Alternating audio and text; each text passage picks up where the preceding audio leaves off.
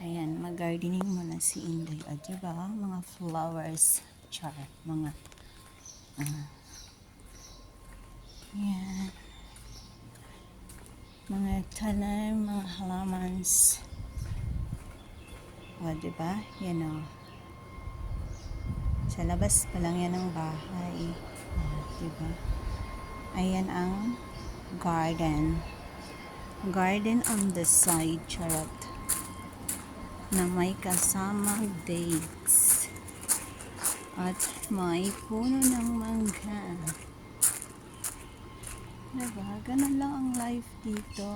Garden si Inday. Ayun o, hinog na yung mangga, guys. Shoots. Diba? On that side, charot. Ganyan lang, garden sa umaga. Oh. Ganda niya, diba?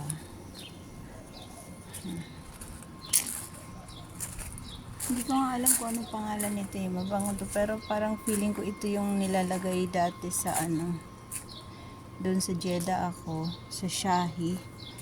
Parang ganun yung amoy niya. Ganyan. Ganun lang. Tapos sa kabilang side na naman ako pupunta.